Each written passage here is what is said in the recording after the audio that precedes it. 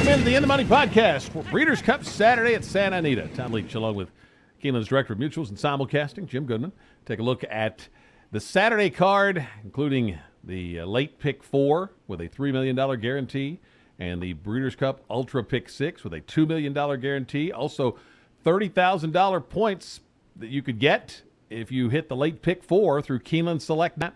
Jim, we will start with the fourth race, which actually starts an early pick 4. That's the Breeders' Cup Juvenile Fillies for the 2-year-old ladies. And I thought this was really wide open. Who did you land on? It is wide open, but I like a horse in here coming from. You'll see a pattern here. I like a lot of horses who ran their last race at Keeneland, and I try not to do that. I try not to be prejudiced, but I like Daddy's Little Darling in here for Kenny McPeak. I saw her in the paddock before the Alcibiades, and she was the most imposing filly in the field. A lot bigger than the other fillies that were in that race, and she got off to a bad start. She was dead last at the half-mile pole and got beat by a length and was coming at the end. And I think she just, with a better start, she would have won the race. I like her much better than Dancing Rags, and McPeak really likes this filly, and I think she's coming into the race just exactly right. So I'm going to take her at a price. She's 12-1 morning line on top. Union Strike, the 9. For Craig DeLacy has the home court advantage a little bit. Ran at Del Mar, so she's a West Coast horse and ran really well in the Del Mar debutante. Noted and Quoted, who she beat in the Del Mar debutante, came back and won the Chandelier at Santa Anita. So you got to take her with a race over the track and Bob Baffert. So I'm looking outside here with Daddy's Little Darling, the 11, the 9 and the 10, Union Strike, and Noted and Quoted. And then the horses inside, I like Sweet Loretta somewhat for Pletcher coming off the spin-away win, won by 5 3/4. The Buyer didn't come back as big as possible. Have no idea about Jameson and Ginger. I don't think it's going to rain out there, but that sloppy track 103 Buyer was incredible. And Yellow Agate for Christophe Clement, the winner of the Frisette. I would use all those three in multi-leg wagers, but Daddy's Little Darling, the Keeneland horse, is my pick here in the juvenile fillies. As we always say, we don't discuss this ahead of time, and we both ended up on the same horse that's going to be a big price. I like the fact that Daddy's Little Darling has two turn races under her belt, and then she went out to Santa Anita and had a good work, and I'm like you. I thought that was a very impressive race last time, and the speed figures overall are weak in this group, so I think this is a good race to shoot for an upset. And Daddy's Little Darling is my win pick, and then for the race, I'll use her in Exactas as the key horse with 4 locals, Noted and Quoted being at the top of my list. Then Union Strike, With Honors, and Champagne Room will be the ones I'll use with Daddy's Little Darling. Moving on to the 5th race, it's the Filly and Mare Turf at 1 1/4. And I ended up taking a shot here with Queen's Trust. Sir Michael Stout brings this one over, and he's pretty shrewd at picking his spots in the Breeders' Cup. Gets Lasix, shortening up from 1.5 miles. Has some strong figures in top-class company, and won a lot. But this is the kind of horse that can sometimes jump up and improve under different circumstances here in the States, firmer turf, Lasix, etc. She's had some bleeding issues. So I'm going to take Queen's Trust. I want to use both of the O'Briens, Seventh Heaven and Pretty Perfect. Lady Eli and C. Khaleesi, both from the Chad Brown barn. He's always outstanding in this particular race. So I have to definitely strongly consider both of those. If I added one more, it might be the 13, the Japanese horse, Nuovo Record. But Queen's Trust is going to be my win pick, and I'll do an exacta box probably for the race of her, the 2 O'Briens, and the 2 Chad Browns I mentioned. How about you? Well, we didn't agree on this one at all. I think Lady Eli is such a great story. I'm going to take her on top. I didn't use the Euros here, and that's probably a mistake. They're probably all competitive, and Queen's Trust would probably be my top choice among Euros.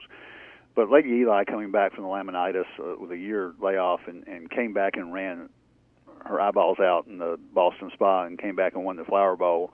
I just think she's so tough, and it'd be a great story if she could win it. C. Khaleesi, the 1.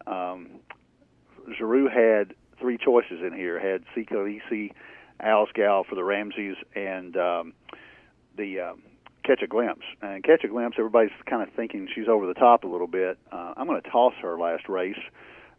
She was kind of a mess in the paddock here at Keeneland, and I think she left her race out there. She's Time and Motion got better than she was, but Time and Motion is not in this race. And you go back, she'd won 8 in a row before that. So I think she's going to be right there. So I'm going to take, and she's going to be a 12 to 1, 15 to 1, something like that. Lady Eli on top, See Khaleesi, Catch a Glimpse. Use Seventh Heaven and Queen's Trust in the exactas and tries that you play below them, but I'm going to take Lady Eli on top, the 8 horse. Moving to the Breeders' Cup Sprint at 6 furlongs. Who'd you like in here? Well, again, I'm going to take a couple horses that ran at Keeneland. And I'm going to take a price in here because I just think that people are going to get tied up with AP Indian and Lord Nelson, and crazy things happen in the sprint. And I thought the most impressive race run at Keeneland in the sprint races was Limousine Liberal's race in the Phoenix. He fought all the way down the stretch, and AP Indian runs him down by a nose. He gets a 104 buyer, and I just think Limousine Liberal has a lot of upside here for Ben Colebrook. People don't know Ben that well, but he's a good trainer. Ortiz takes the mount back. I think at 15 to 1, I've got to play him in what should be a wide open race. AP Indian certainly I think should be the favorite. Lord Nelson can come from off of it, and he's got the home court advantage, 5 for 8 at Santa Anita. And Masochistic for Ron Ellis has had two great races this year at Santa Anita and Del Mar, so he's been extremely impressive as well. I think it's a wide open race. I'm going to take a price with Limousine Liberal. I would have bet there's no way we ended up on the same horse here, and we did. I like Limousine Liberal, too. I think he's in peak form. This is his best distance. I think he's better at 6 than at 7. That work after his race at Keeneland on the 20th of October on the Keeneland track was superb. And this horse has run 2 of his best races at Keeneland, so maybe it's the surface of Keeneland. But I look and see that he ran huge up at Saratoga last summer when he got good. And I'm betting that he's getting good now, and so it's not just the racetrack. And so I think he's a good key horse in exactas because he's got the early speed, but showed last time didn't have to be on the front end. And I think he could get up there in the top 2 at a big price. So he's going to be my key horse in exactas in this race with the 3 Californians, Masochistic, Lord Nelson, and Drefrong for Baffert. And then I would also use AP Indian. Masochistic, I just wonder if he's maybe better at a little more than 6 furlongs. He hadn't run that often at 6 furlongs, so I think he could be vulnerable despite that 110 buyer. So long shot pick for me, too, Limousine Liberal. And we'll move on to the turf sprint now. This starts the pick 6, which we'll get to our pick 6 tickets in a moment. But, boy, I was all over the place here. I had no idea where to land. Who did you come up with? Well, if we wind up on the same one here, I'm taking a long shot here, but I bet we're not doing the same one here. I'm going to take Ambitious Brew, the 10. Mike Smith, I look at this race. It's 6.5 furlongs down the hill. I look for horses that have run that course because it is so bizarre. When you watch the race at Santa Anita, they come down the hill and cross over the dirt. And Ambitious Brew with Mike Smith has run this particular course 9 times with 5 wins in 2 seconds. Coming out of the ADD, I think it sets up perfectly for this race. Had some rest to recover from that. Ambitious Brew is 10 to 1, but I certainly can't make a case for anywhere close to singling him. So I'm going to use a lot of horses in the multi-leg races. Mongolian Saturday is a horse that's 12 to 1 that a lot of people are tossing because he's been around the world and he didn't run very well in Hong Kong or in Great Britain. But he ran pretty well at Keeneland last year from the outside post, ran him down at 5.5. He hasn't seen this course, but I just have a feeling that he's going to run another big race. So I'm going to put him in there. Obviously, the 2 is another horse that has a lot of success at Santa Anita and could be the controlling speed, and Pratt will have to send him out of the 2 hole. If he can beat the 1 to a turn, I think he's got a good shot at holding on for a piece. So those are my top 3, but I could make a case for a lot of horses in here. Ambitious Brew, the 10 is my pick. I am going a direction I would have never guessed I would have gone, and I'll kind of go through how I ended up here. I started out picking Holy Loot, and then I kind of went to Ambitious Brew, and then I went to obviously Celestine, I took a long look at, who I think could run big. Sometimes horses coming from a mile race, like Bobby's Kitten a couple years ago, cutting back from mile races, are very good in this spot. But none of them, I couldn't convince myself on any of them. And as I look through the latter part of the card, it's a horse called Lamato that I think's got a big shot in the mile. And reading a lot of the analysis from overseas, a lot of folks very impressed with Lamato's race last time. Well, there are two horses in here that were second and third in that race behind Lamato. So that's like Lamato got like a 129 time form rating in that race. If those two horses run back to that race, I think they could be better than any of these. Can they do it on this quirky course? It doesn't make a lot of sense to think they could, but I just couldn't.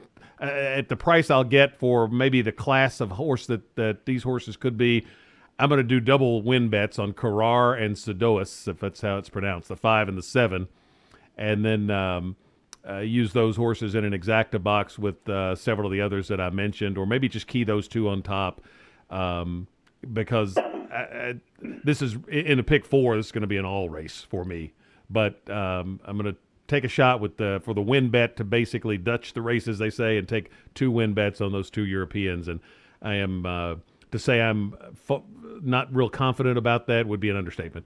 The 8th race is the Juvenile. I thought this was hard to settle up, get real sold on anybody. I ended up going to Syndergaard for Pletcher. Pletcher always his horse is fire in this race. And this horse I thought was just super in defeat. You mentioned how well Limousine Liberal ran in defeat. I thought this horse was similar in the Grade 1 Champagne, going 44 and change in a 1 mile race where you just got to bust it for a mile and just barely got beat. It's had 2 great works on the back end of that, and from the 2-hole could go to the front and they may just not catch Syndergaard. So I'm going to take that one. Classic Empire I like. Gormley and Klimt, the 2 locals that won the local prep. Not this time for Romans. He is just so high on that horse. And I'm going to do those 5 in an exacta box in the race. But Syndergaard's my win pick in the Juvenile. How about you?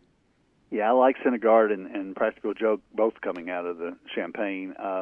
But I couldn't. I wound up going to another horse that you didn't mention. And it's the horse that has not run against this kind of competition, but he's been so impressive in Florida, and that's 3 Rules. He's run 5 races and hadn't really been tested at all. He's taken the natural progression from maiden to small stakes to the Florida Stakes last time out. That's a $500,000 stakes race. He's won $680,000. He's 5 for 5. Cornelio Velasquez is riding in Saudi Arabia and came back to ride this horse in the Breeders' Cup as a commitment. So I think that he could be the real deal, and I'm going to take a swing here. Not this time is my second choice, simply because Romans has said he loves this horse. He's one of the best horses he's ever had. Alvarado is in love with the horse. He was clear after that Ellis Park race. He came back and said he's unbelievable. So both the jockey and the trainer tell me that this horse is the real deal, so I'm going to take him as well. Gormley, the 7 horse, I like better than Klimt because he beat Klimt heads up last time out. Really big improvement off his maiden winning buyer of 64 to a 93 in the front runner at Santa Anita. So home court advantage for him. Again, I'd use Practical Joke and Syndergaard below, but take a shot with 3 Rules. And if I get 8-1, I'm going to bet him to win. 9th race is the Turf at 1.5 miles. Starts the late pick 4, the $3 million guaranteed late pick 4. Who'd you like in here? Well, it gets a little chalkier now. I thought that this race was fairly simply a 3-horse race, just because of the class advantage that these 3 have. And I wound up going very, very lukewarmly to Found, the 10-horse. They flirted about running her in the Classic. She won the Arc this year. She won the Turf last year, and she's trying to repeat. She beat seemingly unbeatable Golden Horn last year. I think you picked her in that race, if I remember correctly. With the exception of Flintshire, this group doesn't look as tough as that group that she beat last year. So she's got a really big chance to repeat and complete an impressive Arc de Triomphe and Turf double. Flintshire is the other logical horse, other than a second to Ektot on a rain-soaked course at Belmont. He's just been untouchable. He's won some races that he really shouldn't have won, with jockeys trying to box him in. he's going to be right there at the end. And Highland Reel is right there with Found, and it wouldn't take a big step to get him to the top. So I think those three, if you're going to cover in pick fours and pick sixes, I don't think that it'll be outside those three horses.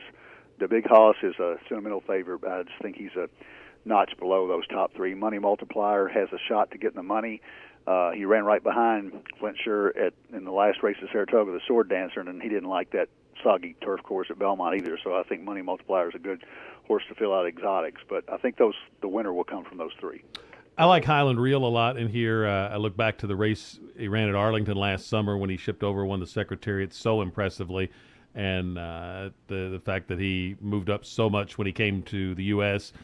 Makes me like him in here. Steady diet of Group 1 races for this one. And I like Highland Reel a lot in here. Flintshire and Found, probably next on my list. Mondialiste, I would add if you want to go deeper. And of the American horses, the Big Hoss, I think, is going to be at the top of my list. Just he's so consistent. I just don't know if he's quite good enough. But I'm going to throw him in there in a smaller exacta with Highland Reel. Let's go to the 10th race, which is the Filly and Mare Sprint at 7 furlongs. This, to me, was kind of like the turf sprint. Did not have anybody I could really get too high on. I ended up going to Terrace Tango, the 3 for Hollendorfer. Third time off the layoff, so could be a peak effort. Hollendorfer's put 4 good works into this horse. She's won a Grade 1 at Santa Anita before and was just overmatched in the last race against the likes of Stellar Wind. So speed figures are mediocre in here overall, so I think it could be a good upset spot. Finest City, I like in here too. If you go back several races in her form, you'll see good races at long sprints on the dirt, which is what this is. So I think she could be dangerous at a price. Irish Jasper, I thought was impressive here at Keeneland, and the race before that ran a 98 buyer, which ought to be very competitive if she could get back to that. Karina Mia, I would include, but I don't think she's a cinch by any means. She ran against Older once, didn't do that well up at Saratoga. And then I'm going to take a wild shot with Gomo for Doug O'Neill, just second off a long layoff, and first race had the looks of just nothing but a pure prep to get her ready to fire on the Breeders' Cup card. So I'm going to take a shot and add Gomo in there too. But for the race, I'm going to do a 5-horse exacta box of those I mentioned in the Filly and Mare Sprint. Terrace Tango, the lukewarm win pick for me. How about you?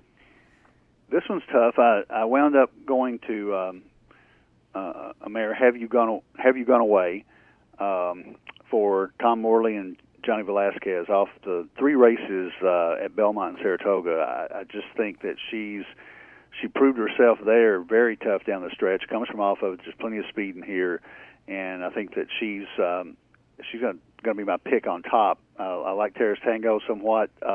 Wayville Avenue is getting overlooked here, and she ran so big last year to win this race, and then came back and in a great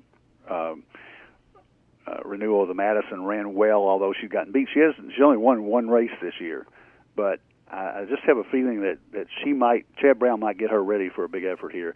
Irish Jasper off the race with a TCA at Keeneland you mentioned, and that 98 buyer back at Saratoga would put her right there. So those three horses are my top 3. The 2, 10, 11. Have You Gone Away would be my pick on top. Paula's Silver Lining could have a shot. Spelling Again from the outside may get overlooked as well, and she didn't run very well in the TCA, but she's capable on her best day. So this is not a wide open race, but I'm going to take the Have You Gone Away over Wayville Avenue and Irish Jasper. Let's go to the mile. Tepin trying to defend her title in here. Can she do it? Boy, it's hard for me to pick against her, but I did. I thought that McPeak's filly was very impressive here, but Ironicus was extremely impressive in the Shadwell, and he didn't win. He missed Temple City, who runs so well at Keeneland and so well against the boys, but the finishing kick that Ironicus showed in the Shadwell convinced me that he's going to win this race. I think Tepin in the First Lady got 20 lengths behind to Photo Call. That's not going to happen again. I don't think they pushed Tepin. I think that Le Peru was instructed that, don't empty the tank here. She's really going after the Breeders' Cup. They don't think she's going to lose here, and I hope she doesn't lose. I'm sentimentally for her, but I just think Ironicus was more impressive in his prep in the Shadwell than Tepin has been in the last two races, the Woodbine Mile and the First Leggy. So I'm going to take Ironicus on top. Obviously use Tepin in all the multi-leg wagers. Lamato, the horse that I would assume that you may pick here because you really liked him, certainly fits and may be better than either one of those two. So that's my top three. Ironicus on top with Tepin the 8 and Lamato the 10. The time form ratings are unbelievable, and if you adjust those back to buyers, they adjust back to a 108, 109, and they're right there with Tepin and Ironicus. So that's my top three. Lamato's actually my second pick. I'm going with Tepin. It's the third off the layoff, which is always a good angle. And I talked to Mark Cassie near the end of the Keeneland meet, the trainer, and folks can find this on the Keeneland YouTube channel if you want to see the full interview. But I thought it was interesting. He said number one, he doesn't think she likes Saratoga that much. And he said last year that wasn't a big deal because she was just staying where she was fitness-wise, and they didn't need to work her hard. This year, coming back from Europe, they gave her some time off, so they needed to get her to work harder to get her fit. They needed to do more with her, and he said she just didn't get a lot out of Saratoga, so they were kind of playing catch-up when they got back to Kentucky, and she won on class up at Woodbine, and then it just may have been a little bit short, and as you said, not really maybe asked to go all out after that big lead by her rival in the race here at Keeneland. So I think Tepin is ready for a peak effort, and a peak effort by Tepin is going to be hard to beat. So I'm going to take her. Lamato's my second pick. Ironicus, after the Shadwell, I kind of said to myself I was going to take Ironicus in this race. So I think he's a very strong contender. Tourist on his best day could win this. And then Alice Springs, I know they Euros have talked up a little bit. I don't like her as much as these others. I just don't think her best is as good as the best of these others that we mentioned. Ring Weekend, I know Graham Motion's real high on that one. I've seen in interviews, and so maybe you could hit the board. But Tepin for me, and then I'll use her in exactas with Lamato, Ironicus, and Tourist. And if you want to go deeper, use those others, but keying off Tepin. Classic wraps it up, and it's a two-horse race for me. And I'm going to take the slightly bigger price, Arrogate. He's breaking from the 10 hole, which I like. He'll be outside stalking position. California Chrome has had a tremendous year, but it's going to be the first time I think he faces somebody that maybe has the ability on his level. And when he gets hooked eye to eye, how will he respond? And I may have to end up tipping my cap to him, but I'm going to try to beat him one more time with Arrogate. I don't know that he'll run a 122 again like he did in the Travers, but when you see horses working like this horse is working for Baffert, that's usually a sign that Baffert has the screws tightened and they're ready to run a max effort, and that's going to be where I'm going with Arrogate to beat California Chrome and just use those two in the horizontals. How about you? I'm going with Chrome. Arrogate, I just cannot believe that he'll repeat that race at Saratoga. I mean, everything was perfect that day. That day nobody could beat him, but nobody's beaten California Chrome this year. He's raced against better. He's more seasoned. Arrogate is immensely talented. There's two races at Santa Anita were easy blowouts. There's a lot of reasons. There's no way I can argue with anybody taking him, but California Chrome, he's won $13 million. This is his home track. He's in career form since returning from Dubai, 6 in a row. I just think that he's the best horse. I don't think he was the best horse the last time the Classic was run there when he lost to Bayern, even though Bayern got a huge break. I think Chrome is the best horse right now. So I'm going to take him. I also like Frosted. I think people are forgetting about him. After the Met Mile, I thought he was the best horse in the country. Everybody's jumped off his bandwagon. He ran the Woodward like, I don't know, Rosario thought he was going to win in a walk, and he just looked like he came down the stretch, and Rosario wasn't asking him. I really don't know what happened that day. But if he wins that race, I think he's the second choice here, and he's really getting overlooked with the top two being so good. So Frosted could make amends today. I mean, if he gets back to his best and runs that race that he ran in the Met Mile, he could give both of them a run for the money, and I I'm going to throw him in there, obviously in trifectas and exactas. But California Chrome is my pick in the Classic to wind up a tremendous Breeders' Cup. All right, let's talk about the gimmicks, the Ultra Pick 6, and it starts in the 7th race. I ended up you have to make decisions to make the ticket affordable, so I'm just going to take those €2 I mentioned and take a swing with those two in the Turf Sprint. The next race, the Juvenile, I'm going to take Syndergaard and Classic Empire. If your budget permits, you could add Klimt and Gormley. I'm going to single Highland Reel. Going to go 5 deep in the Filly and Mare Sprint, the ones I mentioned. And then you'll use Tepin and Lamato and Arrogate and California Chrome. How about you? Okay, the budget's got to be a little bit bigger on Breeders' Cup Day. So I got a $240 ticket. It sounds like a lot, but it starts out heavy and winds up light. So I'm going to take 5 horses the first leg, the 1, 2, 3, 9, 10. And that would be Pure Sensation, obviously, Mongolian Saturday, and A Lot, the 9, and Ambitious Brew, the 10. Go 5, 6, 7, 10 the second leg with Classic Empire, 3 Rules, Gormley, and Not This Time. Go with a 4, 10 in the third leg with Flintshire and Found. Then go 3 deep with 2, 10, 11 in the Filly Mare Sprint. That's Have You Gone Away, and Irish Jasper, the 11, and Wayville Avenue, the 10, and that's the one I feel the weakest about. I don't think 3 is enough there, but I ran out of money. And then I only have a little bit of money left, so I go 8, 9 with Tepin and Ironicus in the mile, and single California Chrome, the 4-horse, in the last leg for $240. Breeders' Cup late pick 4 starts in the 9th race. I am going to go in there. I will say it's kind of depending on what your budget is, because the cheapest ticket would be to single Highland Reel. I want to use all in the second leg of the pick 4. Then I'm going to use Tepin, Lamato, Ironicus, and Tourist, and then Arrogate and California Chrome. If you can afford another horse, then I'd add Flintshire in the first leg. If you can afford a third horse, I'd add Found. And if you can afford a fourth horse, I'd add Mondy Elise. So kind of play it that way, and I want to have everybody in the second leg. How about you? Okay, so the first leg of the pick 4 is the 9th race, right? The Turf, yes. The Turf, yes. Okay, I want to make sure I had everything right. Okay, so I'm going to go 3 deep there. I'm going to use Flintshire, the 4, Found, the 10, and Highland Reel, the 12. So I'll go 3 deep there. I'm like you. I'm going to have all in the Filly Mare Sprint. So 3 deep by all, and then I would stick with Tepin, the 8, 9 Ironicus, and I'm going to throw in Tourist, the 5, at a price there because I got a little bit of money. I'm going to single California Chrome in the pick 4. If I double my ticket, I would obviously put Arrogate on there.